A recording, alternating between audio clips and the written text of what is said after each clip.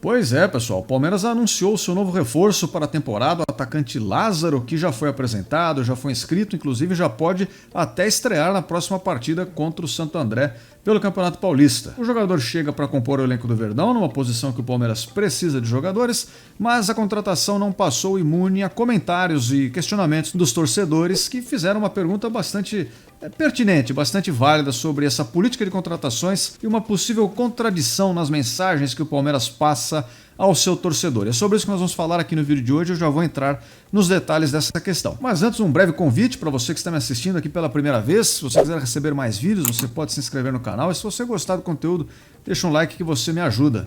Agora, falando do nosso novo reforço do Verdão, é um atacante que chega aí próximo aos seus 22 anos, vai completar muito em breve, foi revelado ali pelo Flamengo e estava no Almeria da Espanha, um time que praticamente já está rebaixado no Campeonato Espanhol, e ele vinha sendo reserva lá, ele não vinha jogando. E até também gera um tipo de questionamento do porquê ele não vinha jogando, já que o Almeria não é uma grande potência e não está num bom momento. Ser reserva deste time, a princípio, assim, não é um grande cartão de visitas. Mas o torcedor acho que pode ficar um pouco mais tranquilo quanto a isso. Primeiro porque o Lázaro surge como uma promessa no Flamengo, promessa num nível assim, bom jogador, não no nível de ser uma estrela, um grande craque. Não é, com esse potencial não é. Mas é um cara que ali no início da carreira criou um pouco de expectativas e imagino que ele não tenha desaprendido a jogar futebol. Além do mais, a gente pode considerar que ele se enquadra no perfil que o Abel Ferreira gosta de contratações de jogadores que fazem mais de uma função. O Lázaro consegue exercer mais de uma função no ataque, jogar aonde quer que o Abel Ferreira precise.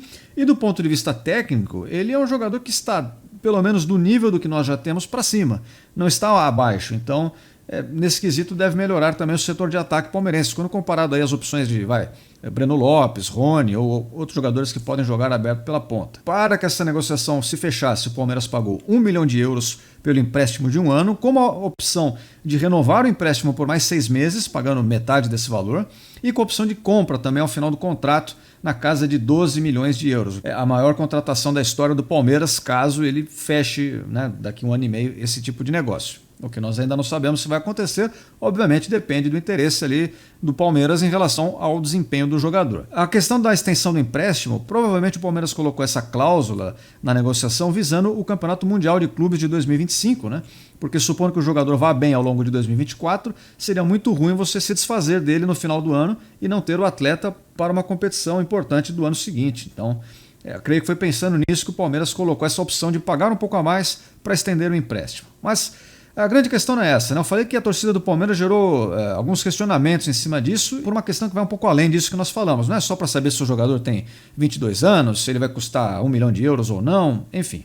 A grande questão o Palmeiras já de algum tempo tem uma base, uma formação de jogadores jovens muito forte e vários surgem aí com grande potencial como grandes promessas. O caso mais emblemático, obviamente, o do Endrick, que já foi vendido para o Real Madrid por um valor estratosférico, mas tem vários outros meninos que surgiram e foram vendidos. Giovani, Gabriel Veron, embora esse tenha já demonstrado aí que tropeçou algumas vezes ao longo do caminho, mas enfim, tem tantos outros, O Kevin, o Luiz Guilherme, que ainda está no time, o Kevin que foi vendido recentemente para o Shakhtar. E às vezes o torcedor se pergunta, publicamente o Abel Ferreira diz que ele quer contratações que cheguem para resolver o problema. Jogadores prontos, que não estão sendo formados. Mas na hora de contratar os atletas, veio o Palmeiras e contrata aí um Lázaro, que é um jogador que ainda está sendo formado. Um jogador, como eu falei, atualmente com 21 anos, vai completar 22 em breve, mas que chega ao Palmeiras com uma idade muito parecida dos jogadores que estão saindo. Como, por exemplo, o próprio Kevin, que saiu recentemente. Então o torcedor se pergunta, se a base do Palmeiras é tão boa, se tem tantos potenciais craques aqui, por que o Palmeiras precisa vender os seus jogadores formados localmente para contratar um outro igual que vem de fora? Porque assim, eu entenderia se você vende o menino da base e contrata um jogador pronto.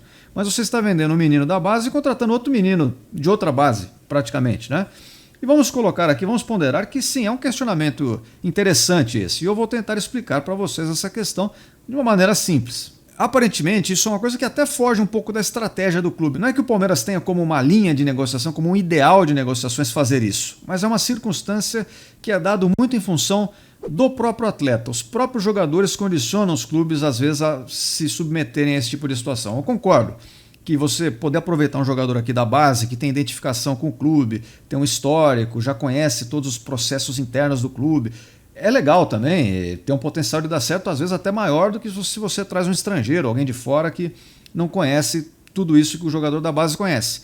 Mas o jogador tem o seu lado pessoal também, da sua profissão. Muitos simplesmente querem, porque querem sair do país, querem jogar lá fora, ir para a Europa, que é o centro mundial do futebol atualmente, ou ganhar uma grana lá na Ásia, em algum canto qualquer, e o time não consegue segurar o jogador nesse tipo de situação. Então, por mais que, em termos de idade, quem sai, quem chega, às vezes tem uma idade parecida, vendeu um jogador de 20, chegou no de 20, trocou 6 por meia dúzia. Não, porque as idades são parecidas, mas o período ali da carreira de cada jogador é diferente. Um jogador que está saindo, às vezes é um cara que tem um projeto pessoal de jogar lá fora, de morar em outro lugar, que é compreensível. O Brasil, que já não é nenhum grande paraíso, tem afundado numa velocidade incrível, né? Nos últimos meses está indo para o buraco de um jeito como nunca antes visto. E o nosso poder financeiro aqui de manter esses jogadores, às vezes nos compara a algumas propostas, principalmente ali da Arábia e tal, que podem oferecer mais para o atleta. Então, o cara tem a opção pessoal de sair. Manter o cara descontente no clube, manter o cara a contragosto, também não dá certo, porque esse cara vai virar cedo ou tarde um problema. Ele vai arrumar encrenca com os outros, às vezes ele larga a carreira, ele meio que não se interessa mais, porque está a contragosto, permanecendo onde ele não quer estar. Então, se o jogador quer sair, não tem muito o que o clube fazer, como o Palmeiras. Então o menino quer ir embora, quer ter oportunidade de jogar lá no Barcelona, no Real Madrid, no Liverpool, não sei onde. Não tem. O jeito melhor de negociar isso é realmente levar uma grana, pelo menos, né? Em vez de perder o cara de graça, renova o contrato dele, põe uma cláusula enorme e vende pelos milhões que forem necessários. E aí, com esse dinheiro, você tenta refazer o time na medida do possível. Mas quem é que vai chegar de volta, geralmente, né? Não é 100% dos casos, mas geralmente esse cara que você vai repatriar, buscar de um outro lugar, é um cara que já foi vendido lá atrás, não deu certo por algum motivo, e aí a gente, caso a caso, precisa estudar qual foi esse motivo. E aí esse jogador é um cara que está em baixa na carreira, né? Não está no seu auge, porque se ele estiver no auge ele não volta também, né? Tipo o Gabriel Jesus. Eu queria que o Gabriel Jesus voltasse para o Palmeiras. Mas qual a chance disso acontecer agora, enquanto ele está no auge ali jogando na Inglaterra? Não tem como, né? Então, geralmente o cara que vai voltar é um cara que está meio em baixa, que bateu e voltou, não deu certo. E aí até vai ser muitas vezes um jogador, se não tanto, mas pelo menos um pouco mais barato do que o jogador que você está vendendo.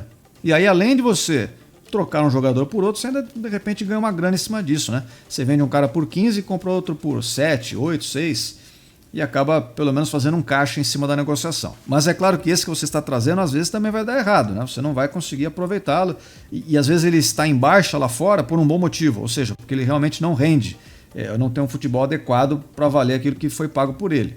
Em outros casos, e esse é o caso ideal, é só um cara que estava assim, digamos, na hora errada, no lugar errado, sabe? Então encontrou um treinador com o qual ele não se deu bem, ou não se adaptou muito ao país específico para o qual ele foi, tem uma cultura muito diferente. Esse tipo de cara tem salvação.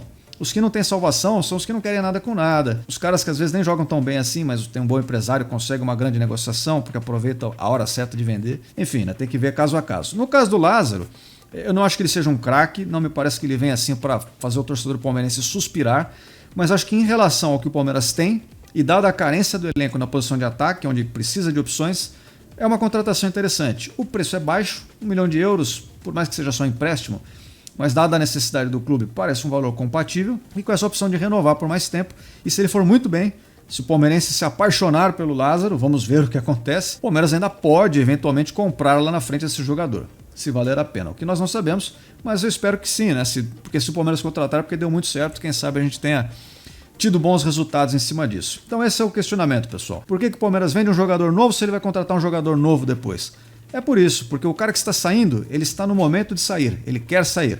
E o cara que chega, geralmente é um cara que quer voltar, ele está perdendo espaço onde quer que ele esteja e precisa fazer a carreira girar, precisa buscar novas oportunidades. E aí, às vezes, voltar ao Brasil, jogar num time de grande expressão é o melhor lugar, a melhor forma de fazer isso. E a gente espera que seja esse o caso aqui, no caso do reforço palmeirense. O vídeo de hoje é sobre isso. Queria agradecer a todos vocês que acompanham até aqui. Não se esquece de se inscrever no canal para receber mais vídeos. Deixa o like que você me ajuda. Vejo todos vocês aqui em breve. Até a próxima. Fui!